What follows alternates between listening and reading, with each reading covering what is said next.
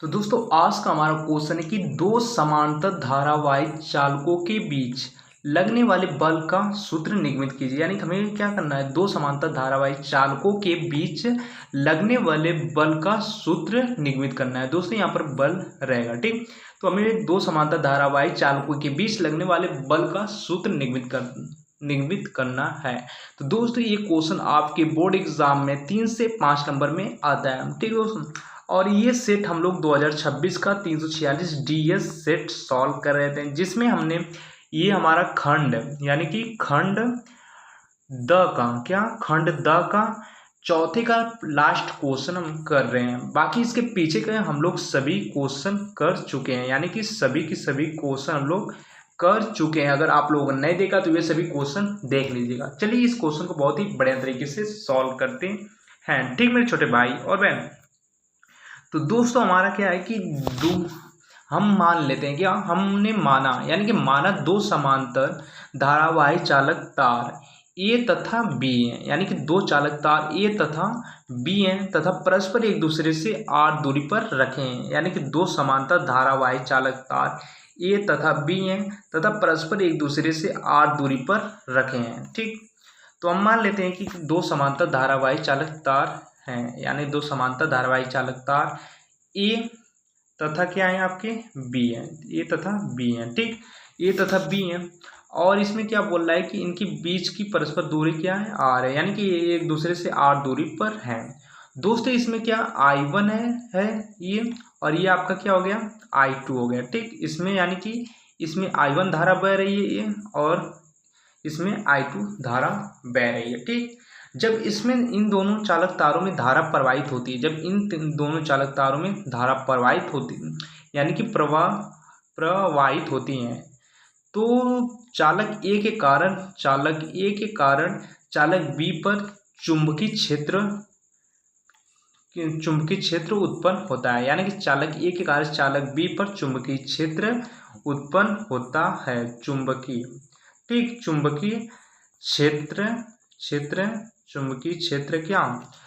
क्षेत्र उत्पन्न होता है बी, ठीक। चुंबकीय क्षेत्र उत्पन्न बी हो, लेकिन ये किसके कारण होता है, तो चालक ए के कारण, इसलिए ये क्या हो जाएगा B1 हो जाएगा, ठीक। क्या हो जाएगा B1। तो हमारा चालक ए के कारण चालक बी पर चुंबकीय क्षेत्र क्या होगा, तो चुंबकीय क्षेत्र क्या हो जाएगा मेरे छोटे भाई और बहन।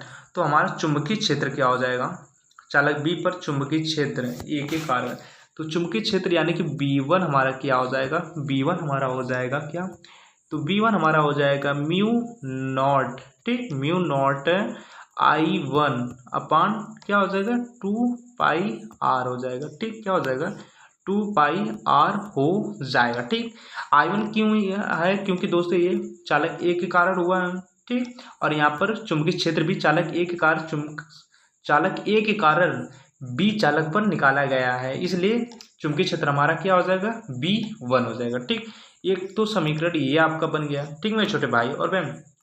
ये एक आपका हो गया, ये एक आपका हो गया। अब क्या होगा दोस्तों इसमें कि चालक जो बी है, चालक जो हमारा क्या है बी है, उसके किसी बिंदु पर, यानी कि चालक के किसी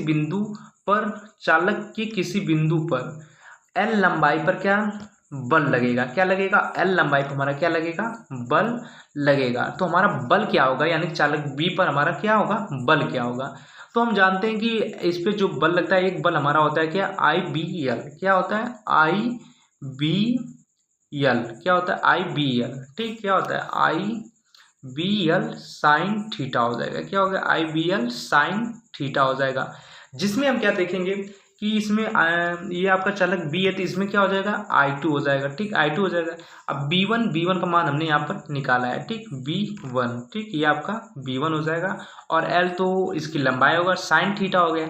अब थीटा का मान जो होगा दोस्तों, हमारा थीटा का मान हमारा क्या हो जाएगा 90 अंश हो जाएगा, क्या हो जाएगा 90 अंश हो जाएगा। क्यों होगा, क्योंकि दोस्तों जो हमारी I2 धारा प्रवाहित हो रही है वो आपका चुंबकीय क्षेत्र के क्या है लंबवत है, चुंबकीय क्षेत्र B1 के क्या है लंबवत है, इसलिए हमारा साइन थीटा का मान क्या हो जाएगा 90 अंश हो जाएगा, ठीक मेरे छोटे भाई और बहन। तो उम्मीद कर रहा हूँ कि आप लोगों को इतना समझ में आया होगा, ठीक दोस्तों। अब हम आगे इसमें क्या करेंगे, तो अब हम लोग आगे इसमें क्या करेंगे, तो इसमें अब हम क्या करेंगे डायरेक्ट इसमें क्या करेंगे अब हम लोग मान रखेंगे। ठीक, तो अब इसमें चलिए हम लोग मान रख देते हैं। ठीक, तो हम लोग मान यहाँ पर क्या करेंगे, रख देते हैं। ठीक, तो यहाँ पर हमारा जो f का मान हमारा क्या आया था, तो f यानी कि हमारा जो f का मान हम लोग निकाला था उसमें हम डायरेक्ट क्या रख देंगे, क्या करेंगे, तो उसमें हम क्या करेंगे, मान को रखेंगे। f बराबर कितना आया था, I2 B1 L sine theta यानी कि साइन थीटा की जगह पर हम कितना रख देंगे, 90। कितना रख देंगे दोस्तों, तो 90 रख देंगे।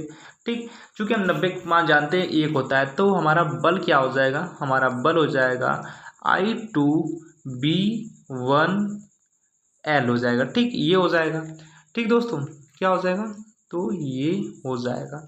ठीक, ये हमारा बल हो गया है। लेकिन हमें b का मान पता है, यानी कि b1 का मान हमने क्या निकाला था, तो हमने b1 का मान निकाला था क्या, तो हमने b1 क्या निकाला था दोस्तों, हमने b1 का मान निकाला था, b1 का मान।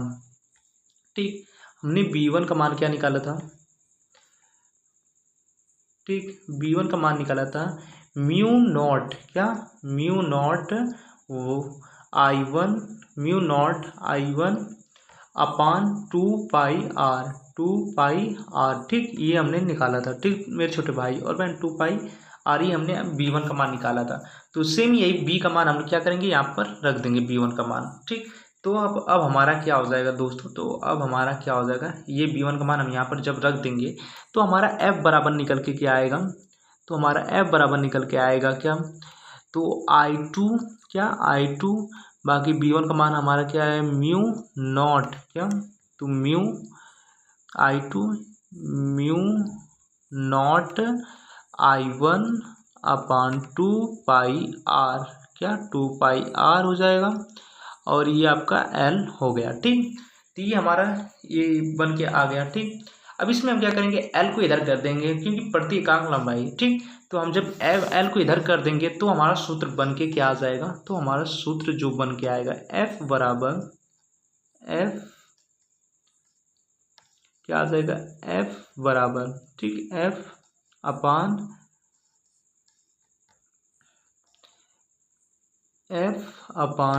क्या हो जाएगा, F अपान L हो जाएगा, इक्वल म्यू नॉट को हम आगे कर देंगे, क्या कर देंगे, आगे कर देते हैं, तो mu naught upon 2 pi r, क्योंकि mu naught 2 pi r, 2 pi क्या होते हैं, कांस्टेंट होते हैं, क्या, तो इसको हम क्या करें, तो ये और हमारा क्या है बचा है, I1 इंटू I2 हो जाएगा। ठीक, क्या हो जाएगा, I1 इंटू I2 हो जाएगा। दोस्तों ये रहा हमारा सबसे मेन फार्मूला, क्या रहा, ये हमारा सबसे क्या रहा हो गया, तो ये हमारा सबसे मेन फार्मूला है। यही क्या, दो समांतर धारावाही चालक तारों के बीच की क्या है, दूरी है। ठीक, सॉरी बल है। ठीक मेरे छोटे भाई और बहन, ये आपका क्या हो गया, आंसर हो गया।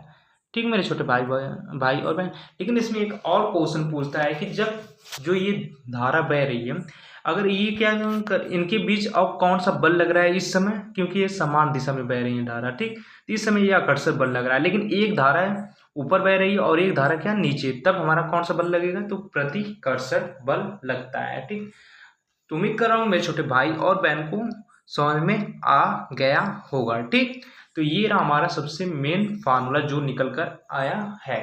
ठीक, तो मिलते हैं नेक्स्ट वीडियो में, तब तक के लिए जय हिंद। और हम 12th बोर्ड एग्जाम के और भी मोस्ट इंपॉर्टेंट क्वेश्चन को देखने वाले हैं। तो चैनल पर नए हो तो लाइक, कमेंट और सब्सक्राइब जरूर से कर लीजिएगा। ठीक, ये रहा आपका आंसर।